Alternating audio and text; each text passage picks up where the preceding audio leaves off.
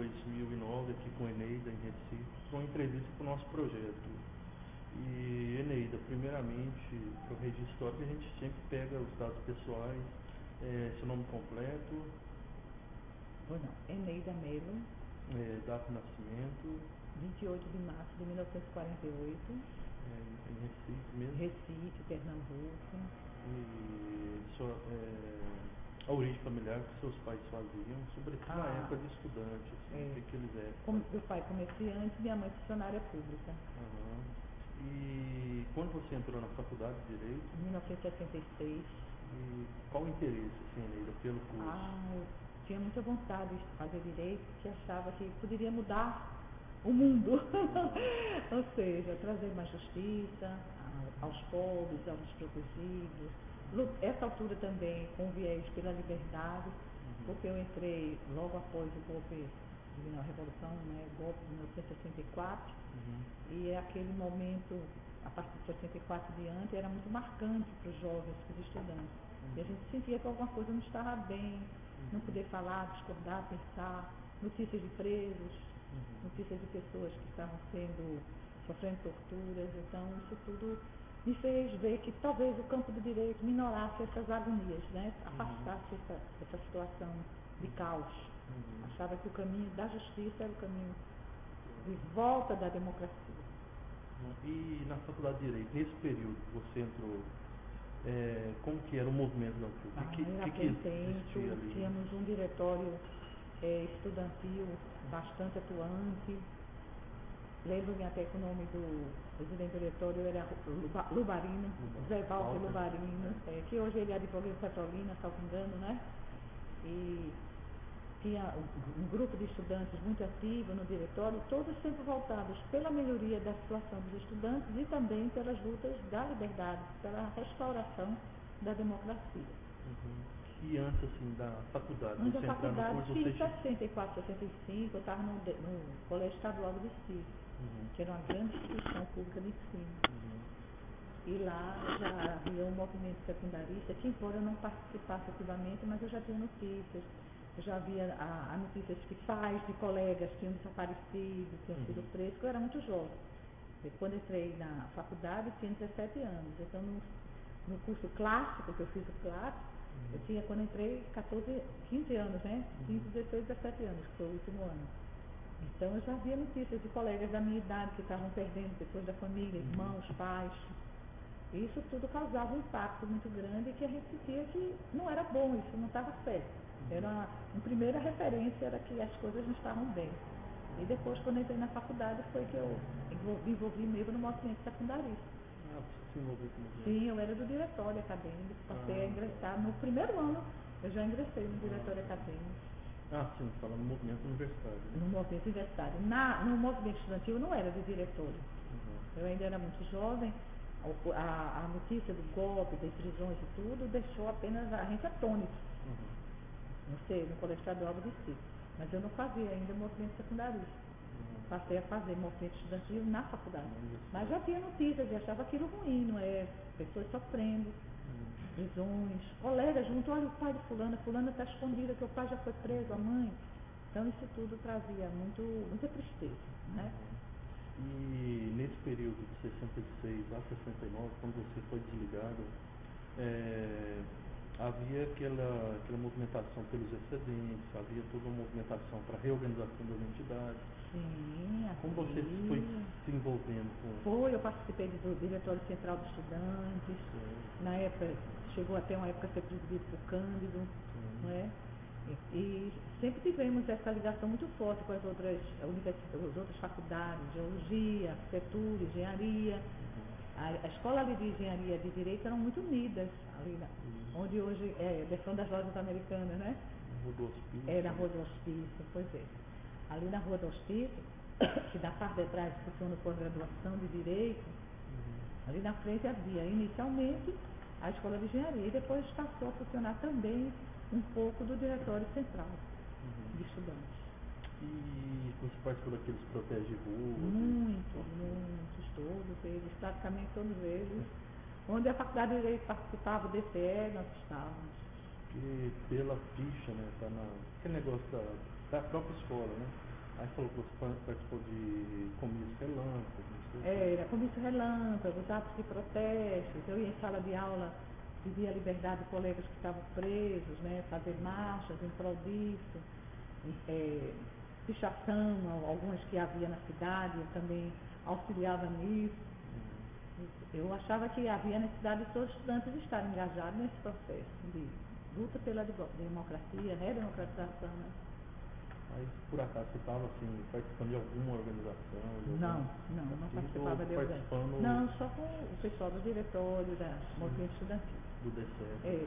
Do DCE, do diretório da Faculdade de Direito, que era um diretório muito ativo. E a UFP também, né? Também. E na época de Cândido? E a época de Cândido. A Cândido foi do DCE, depois foi do estadual. Só a UNE que eu não participava, porque era nível nacional, então eu não tinha participação em relação à UNE. A gente conhecia as pessoas, alguns vinham aqui fazer mobilização nacional. Agora, qual assim, a grande questão que estava sendo colocada pelos estudantes, de um modo geral, assim? A grande temática era a luta contra a ditadura. A nível político era essa, internamente, a melhoria do ensino. Nós fomos contra, por exemplo, quando as faculdades saíram ali do centro, foram para o campus. A gente via naquele projeto do campus uma tentativa de afastar os estudantes, né? Nós chegamos a invadir a reitoria, né? A Faculdade de Direito participou daquele movimento. A reitoria ali, onde hoje é o DEMEC, na Rua do Hospício. Então nós participamos daquele movimento. Nós tivemos também a possibilidade, infelizmente, de ver o pessoal do Exército entrar na faculdade e levar presos 2 colegas e uma colega que estavam participando em um determinado momento do vestibular, que o vestibular cada um fazia sua inscrição na sua unidade. Estudante de Direito que queria fazer Direito fazia inscrição lá na Faculdade de Direito, embaixo, né, na sala de aula que tinha um subsolo. E na hora que as pessoas estavam fazendo a inscrição, nós entregávamos panfletos políticos, né, alegando que havia necessidade de todos se engajarem nessa luta. E no meio dessas pessoas que pareciam que estavam fazendo inscrição, tinha um policial não fardado, né?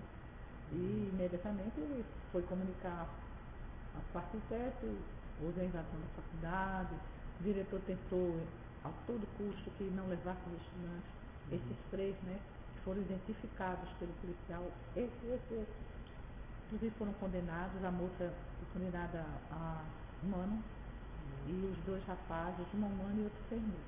Você lembra dos nomes deles? Me lembro, a moça até hoje é funcionária aqui do CINEA, ficou 1 ano presa no Bom Pastor. O rapaz, um deles era Aristides Cavalcante, advogado hoje, e o outro era secundarista, que eu não estou lembrada agora do nome dele, era um rapaz que era secundarista, que também estava lá ajudando nessa panfletagem, né, na inscrição do vestibular. E abriram vocês, tudo. Então isso também foi um momento muito doloroso, não só pela invasão da escola em si, mas pela prisão dos nossos colegas, né, 3 colegas. Era Paulo Pontes, o secundarista, era um rapaz. Paulo Pontes, esse nome. Era muito. A gente está mapeando o secundarista. Ele era muito amigo de Fernando Santa Cruz. Marcelo Santa Cruz. Tem um irmão vereador, né? Ele tem um irmão que desapareceu, né? Foi, tudo indica, preso e desapareceu até hoje. A mãe procura pelos restos mortais dele. E ele desapareceu com um colega chamado Collier, Eduardo Collier. Os 2 estavam juntos. Ramírez também é dessa mesma época. Não tive notícia mais de Ramírez, mas não. E então esse Paulo Pontes era do mesmo grupo secundarista de Fernando Santa Cruz, de Ramírez. Acho que tinha um canal Tibério, eu não conheço nada sobre secundarista, agora que a gente está se envolvendo. Nesse caso, 2 alunas de história que estão... Godociné era estudante de Direito e Aristides também. Eles eram de séries mais atrasadas que a minha, mas ambos estudaram Direito. E Eneida, um projeto de sociedade, vamos dizer, desse grupo, né? Eu acho que havia várias... A sociedade socialista que a gente pensava, né? Uma sociedade mais igualitária, onde os bens fundamentais pertencessem ao Estado, logicamente, telecomunicações, né, informações, etc., mas em que todos tivessem moradia. Havia esse projeto social, né, embutido em todos e exposto também claramente, né, nas nossas, porque não era derrubar a ditadura por derrubar, era porque ela era um óbice à igualdade, né, a construção da palavra livre, e aí puderem todos criar uma nova vida, um momento novo. A gente acha que houve uma interrupção abrupta, né, com a queda do Goulart, do Miguel Arraes, injustificável, porque eles tinham realmente uma proposta democrática interessante, né, participativa de vários segmentos da sociedade, e além de ter sido cerceado esse caminho, a repressão era muito grande, a violência institucionalizada era muito grande, e muitas pessoas sofreram, pessoas que a gente conheceu, né, o caso, por exemplo, de Dulce Pandolfo, não sei se já ouviu falar, né, Dulce sofreu muito, ela hoje, se não me engano, está morando no Rio. Ela é prima de Carmen Chaves. Várias vezes eu estive na rua com Carmen Chaves, participando do movimento estudantil, ela era detida, uma vez eu fui detida com ela também, no quarto exército, não, ali na Rua da União, Secretaria de Segurança, né?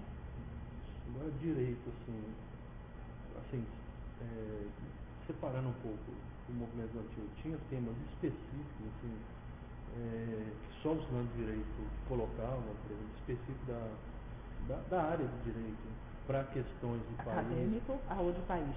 Para questões políticas, vamos dizer. Havia, por exemplo, a mudança de legislação ou um currículo adequado a determinado padrão A técnico. questão do currículo era uma questão geral, né? Que todos lutavam para que o currículo fosse o mais possível abrangente, né? E não restritivo. Que não fosse uma coisa muito formalista, que permitisse novos conhecimentos. Não havia um projeto do movimento estudantil da Faculdade de Direito só por currículo. Ele estava embutido em outros projetos gerais. Né? Não pensávamos só em mudar a legislação. A gente pensava que, sobretudo, deveria mudar as direções. Essa mudança tem que partir das bases, que deveriam estar irmanadas, aí sim, para criar um direito justo, um direito adequado. Que a preocupação maior da gente não era nem tanto com a norma jurídica. Claro que foi imposta uma Constituição, né, de cima para baixo, sem os apelos democráticos, mas era sobretudo com a forte pressão que a gente sofria. Né? Não só no ensino, os professores querendo expor livremente suas ideias e fiscalizados, tinha isso também. Agentes iam para salas de aula, ora disfarçados, ora estudantes mesmo de direito, mas já agentes, para denunciar professores, professor Nizar, professora Bernadette, professores muito visadas. Inclusive, salvo engano, eles chegaram a ser chamados à delegacia de polícia, ao DOI, prestar declarações sobre as aulas deles. O professor Nizar era professor de direito penal, né? Então ele falava em liberdades públicas e às vezes podia ser confundido. E a professora Bernadette era de Teoria Geral do Estado. Então ela tem que falar de democracia, de ordem, de direito. Estado democrático, direito. Estado democrático. E ela era muito visada por esses segmentos, né, mais reacionários. Não só de estudantes internos que havia, né? A gente já tinha uma posição muito forte. A oposição na Faculdade de Direito era muito forte. E alguns idealistas, outros não. Outros porque se conformavam com aquele estado de político e achavam que devia ser respeitado. Assim, tem poder, tem que se submeter, né?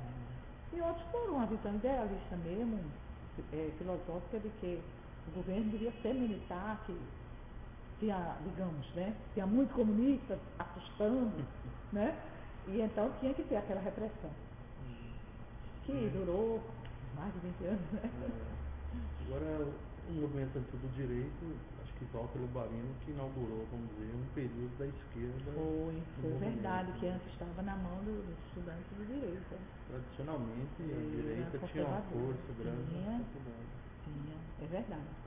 Walter Lubarino era uma pessoa muito catalisadora. Ele sabia negociar, ele sabia aceitar uma pessoa intermediária, a pessoa ainda não estava, digamos, pronta a aceitar, a se envolver numa passeata, num movimento. Ele respeitava isso, ele era uma pessoa muito